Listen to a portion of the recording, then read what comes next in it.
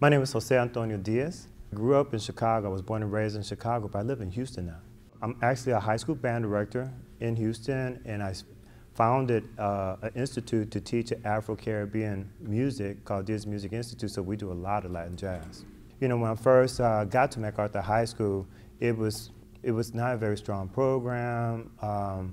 There wasn't really a jazz program that you could call it jazz. You know, they were playing tunes that were basically pop-oriented tunes, and maybe had a little bit of an open section where you can take a solo, but not anything that was any serious literature.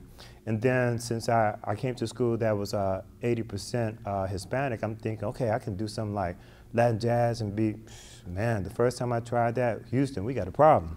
There was no understanding at all.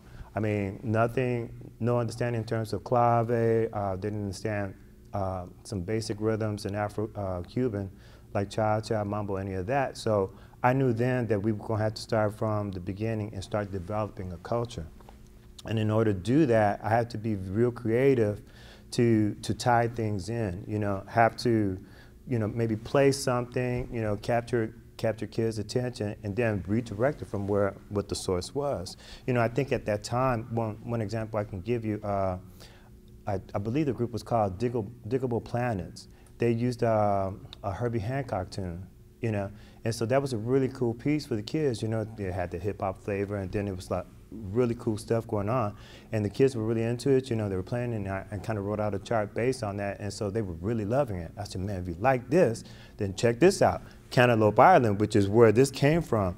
And they were like, wow, man, that's really cool, you know, and so then they start really asking, well, what else is like that? You know, they would be listening to like different tunes and stuff like that, and I would identify, well, you know, the actual choice of that is this.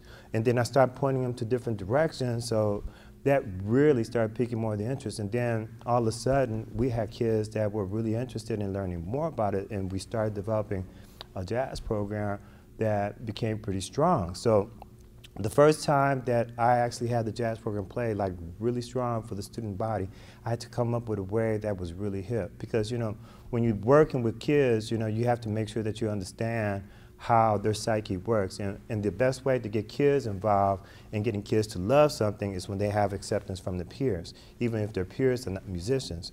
So there was an opportunity for the jazz ensemble to be the house band for the talent show.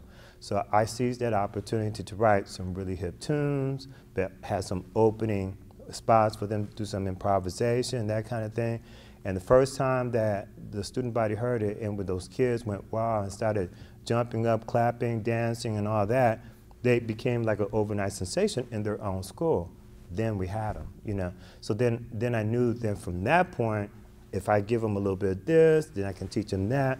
And then they start developing and acquiring a taste for the culture. And once you got kids who become ambassadors of the culture, and then their peers become listeners, their audience, then we start developing a culture. As a teacher, you know, I got to keep myself in check and understand that I got to keep learning. You know, the way I taught when I first started teaching, I can't teach that same way anymore. I have to always keep changing because kids change. You know, back then it had to be a little tougher because the school environment and the community was a lot tougher. You know, there was a lot of gangs. You know, at one point in the program, I had the leader of the gang in it, and he was all about music at that point. So, you know, I had to work it a certain way because he was involved, and I wasn't going to throw him out, because if this was a way to save him from some of the things he was doing, then I would keep him involved, you know, and he actually stayed in the program the entire time. But, you know, now things are changing. I got kids who are more sensitive, and then you got kids who are really smart, but at the same time not very brave in stepping out and really doing things. So I had to change my approach. So it's a really, really tough gig when you really want to try to do it the right way. And I get scared every single time when I go to work that I make sure that whatever words come from my mouth is the right words, you know, because you can shut down a kid really early by saying the wrong thing and not even know it.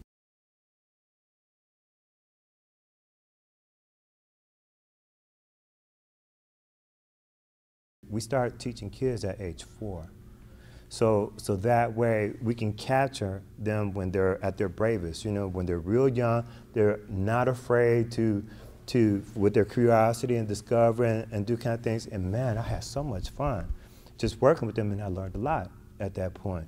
And so it's going to be really interesting for me these next few years, because a lot of those kids that started at 4 are now going to be entering the freshman year in high school this year, next year, and the following year, because that's around the time now that the program's starting to develop. And I'm noticing that these kids are a lot braver. You know, they have a better musical understanding. You know, they have very supportive parents in terms of what they're doing. And I feel now like we've developed, now that I've been there such a long time, we develop a culture for the music. And the other thing too, as a band director, I want to make sure and do, I don't wait for my jazz ensemble for jazz education. You know, I teach the marching band. Marching band's gonna play some jazz. You know, our shows have jazz in it. We're gonna do some improvisation in it.